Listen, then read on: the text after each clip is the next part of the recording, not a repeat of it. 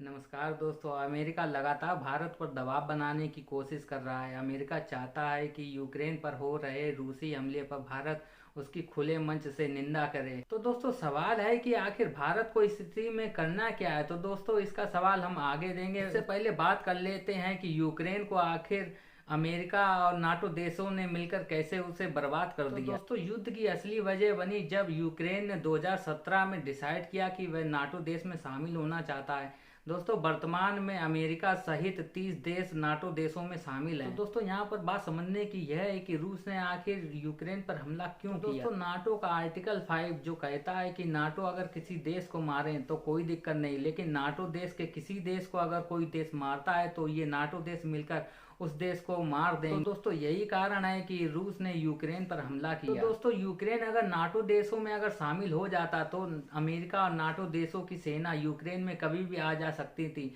तो एक देश यह कैसे सहन कर सकता है कि उसका पड़ोसी देश जो उसी से टूटकर बना है वह उसके लिए खतरा बन जाए। तो दोस्तों इस चीज को हम एक उदाहरण के तौर पर समझ लेते हैं कि मान लीजिए कि यूक्रेन में अमेरिका की सेना आ गई और अमेरिका की सेना ने रूस की सेना पर फायरिंग कर दी और रूस की सेना ने अमेरिका पर फायरिंग कर दी।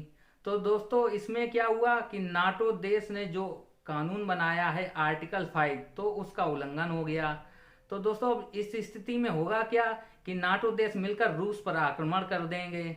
तो दोस्तों यही कारण है कि यूक्रेन और रूस में इस समय युद्ध हो रहा है। तो दोस्तों अब बात कर लेते हैं कि इस स्थिति में भारत को क्या करना चाहिए। तो दोस्तों वर्तमान की स्थिति क्या है। वर्तमान की स्थिति यह है कि अमेरिका लगातार भारत पर दबाव बना रहा है कि वह रूस के खिलाफ यूएनओ में वोटिंग करे। तो दोस्तों हुआ क्या कि भारत ने रूस के खिलाफ वोटिंग नहीं की, जिसके जवाब में रूस ने कहा वाह thank you Bharat thank you.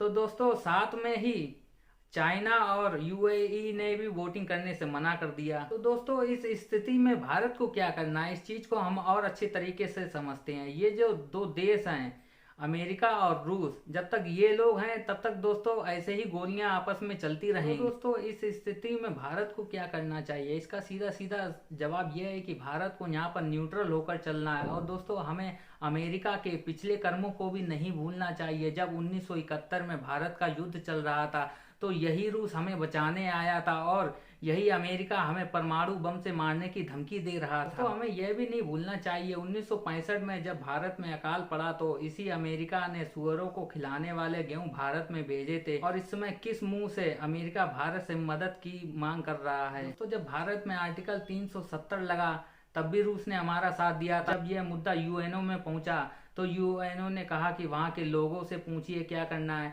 तो उस समय भी रूस ने हमारा साथ दिया था। तो दोस्तों हम कैसे भूल सकते हैं रूस को। आज के समय में 80% हथियार भारत के लिए रूस से ही आते हैं। दोस्तों जब 1998 में भारत ने परमाणु बम परीक्षण किया तब पूरी दुनिया भारत के खिलाफ हो गई। उस समय भी कंधे से कंधे मिलाकर हमारे साथ रूस खड़ा हुआ था। तो हम कैसे भूल जाएं उस रूस को। दोस्तों 1999 में जब कारगिल युद्ध हुआ तो अमेरिका ने भारत के प्रधानमंत्री से कहा कि वह भारत पर परमाणु बम मार देंगे। जवाब में भारत के प्रधानमंत्री अटल बिहारी वाजपेयी ने कहा कि हम आधा हिंदुस्तान गंवाने के लिए तैयार हैं, लेकिन हम कसम खाते हैं कि पाकिस्तान को सुबह का सूरज नहीं देखने देंगे। तो दोस्तों उस समय भी रूस ने हमारा साथ दिया था। तो दोस्तों अब सीधे सीधे कहने का मतलब यही है कि हम रूस के खिलाफ नहीं जा सकते और ना ही अमेरिका के खिलाफ जा सकते हैं। हमें न्यूट्रल रहना है, क्योंकि दोस्तों अमेरिका सीधे सीधे भारत से भी बैठ नहीं ले सकता। यह तो अमेरिका को भी पता है, क्योंकि जब अमेरिका की बारी आएगी चीन से लड़ने की तो उसमें जो सबसे ज्यादा जो साथ देगा तो वो भारत होगा और कोई देश नहीं होगा।